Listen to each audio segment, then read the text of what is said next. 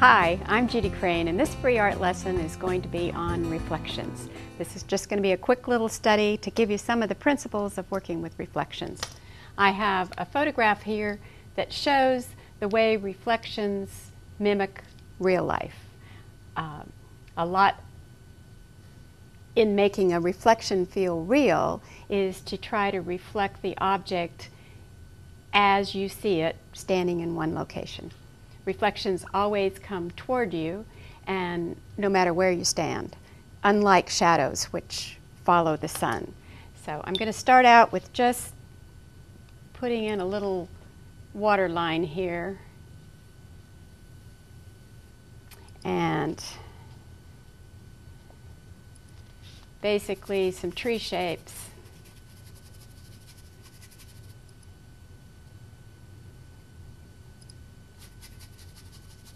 And since this is a wintry scene, these are obviously not bright or exciting colors, but we want to be able to show some of the structure of the trees as it reflects. I'm going to trying to vary the sky shape a little bit, even though this one can go completely off, even though this is just a little quick study. And some wispy things out here. So this is just the basic block in. Now, reflections do not reflect exactly the same color as the subject matter, and that's because of the influence of the water and the sky. So the whitest things, like the light sky, is going to reflect darker due to the fact that the water has color and all the reflections that are coming in from it and from beneath the water. And the darkest things up here are not going to reflect as dark as they actually are, again, because of the influence of the sky.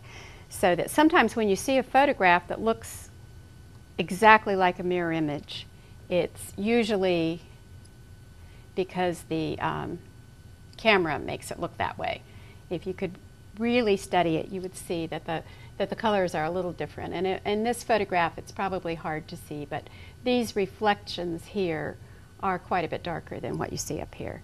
So I'm going to mix a little darker color, a little bit greener, darker color, and I'm going to come down building these reflections with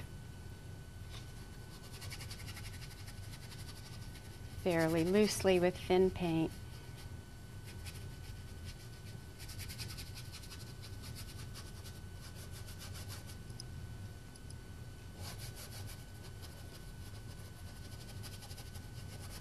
And again, this is coming right down toward me. And let's give this tree a little angle here, like it's kind of growing out that way, so that I can angle it out here. This edge of the tree is going to reflect right beneath it, and the trunk of the tree would be right beneath the trunk of the tree. And we'll just come right out here. So those are a little bit darker than, and this is going to just can be running off the page here.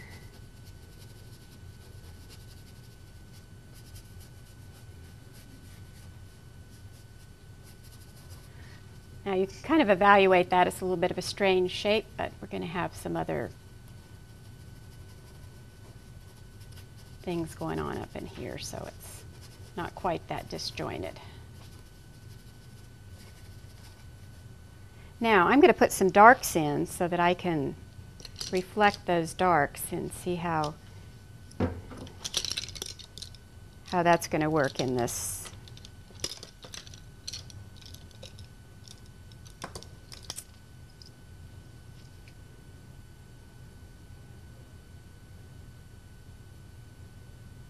I'm using some burnt sienna and ultramarine blue, just making almost a black. I think I better adjust that a little bit with a little cad red light. And I'm going to pick some areas where I think there will be some nice darks that can be reflected down below. And I'll put them in above and below. But I'm going to blend in these lower ones, so they're going to become less intense.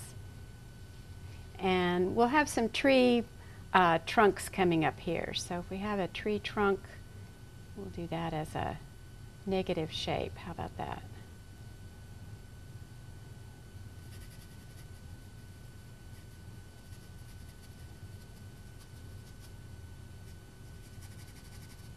And you see, you get the V shape again because this is coming at such an angle.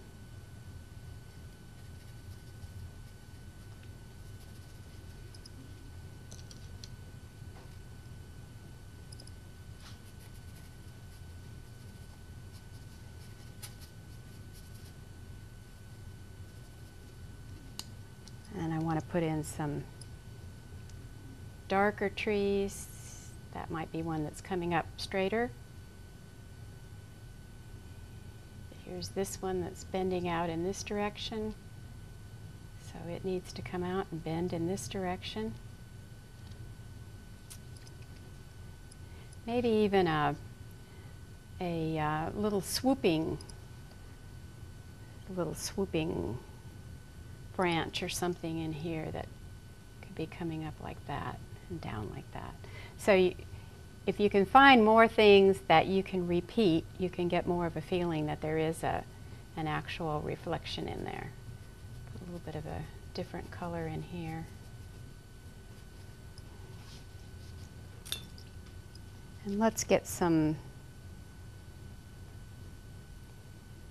actual greens in here. There are some greens in this. Maybe back in here.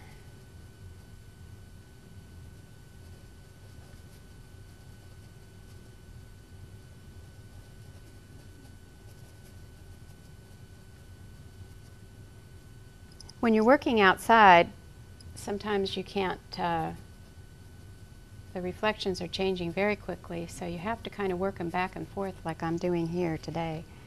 In the studio, sometimes you can paint the whole upper part of the painting first and then go back in and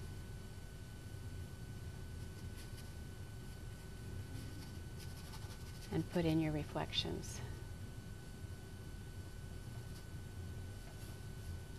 Now I'm going to just kind of smear this in a little bit, blend these colors using some vertical strokes and some horizontal strokes. And that starts to give me the feeling that this is water, and then I can start to feel a little bit better about it. I like to lift out some of the light areas, so we can come back into this and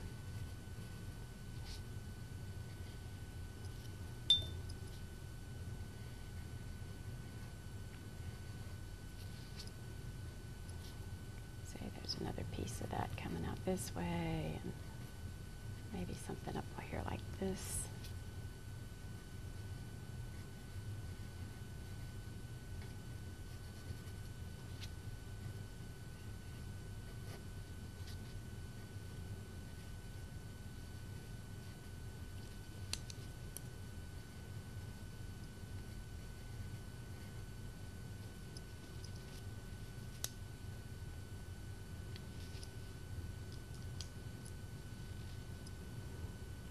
I'm going to get a little bit lighter back in here.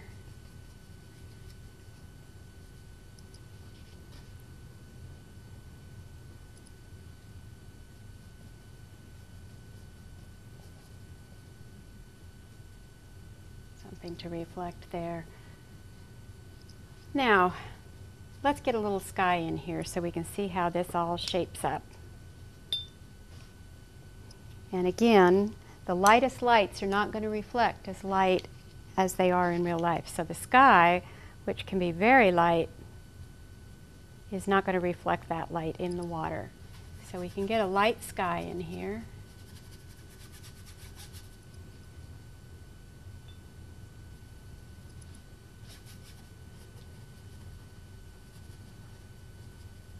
the sky can help define some of these tree shapes.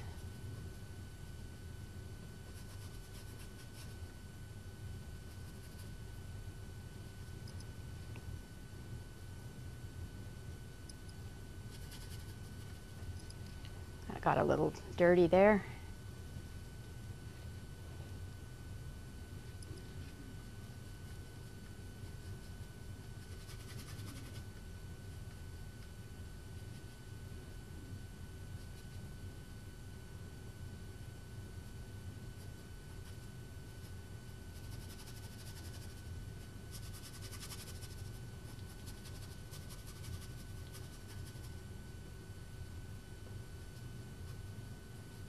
Okay, now getting to the water reflection of the sky, let's get much more intense because the water does reflect it darker. So we can come in here with a much deeper blue.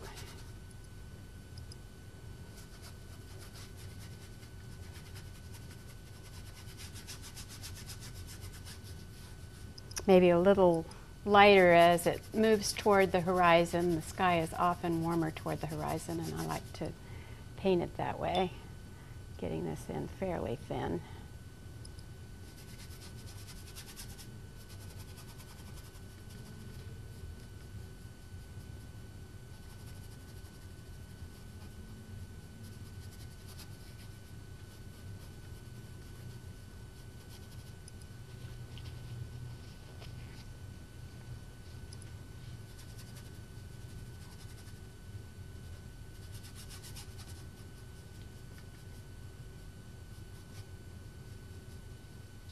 Okay, I want to restate some of these darker areas that we're going to be reflecting. So let's get some dark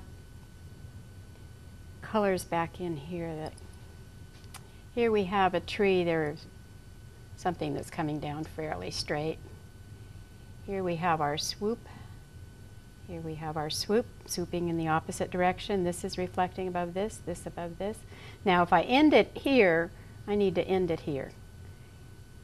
It wouldn't go further out. It's going to be right below what it is that's above it. And I can have a little dark area maybe here. And then that little dark area would be here.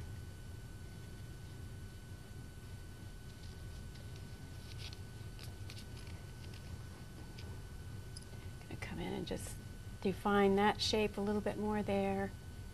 Maybe define that one. Okay. Now the fun part is blending all this water to get the nice soft edges that you don't see real crisp edges in the water usually because the water has influenced whatever's there. So you can use vertical strokes, horizontal strokes, actually any kind of stroke that helps you replicate what you're seeing and gives you this feeling of a little bit of blurriness. I like to do vertical strokes like that, and then some kind of wispy strokes to the side. And sometimes laying in some very light strokes can really help to give the feeling that there's water there.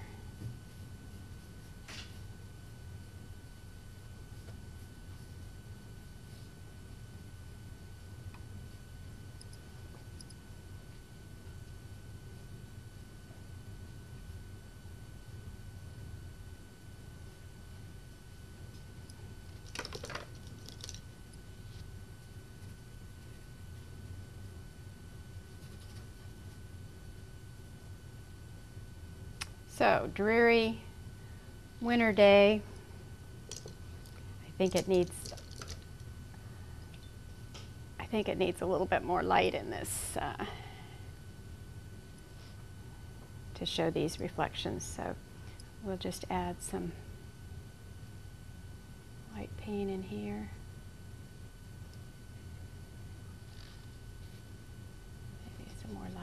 in this area here.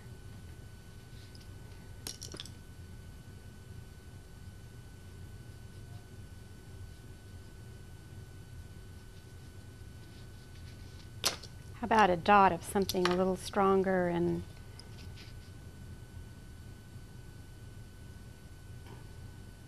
a little more just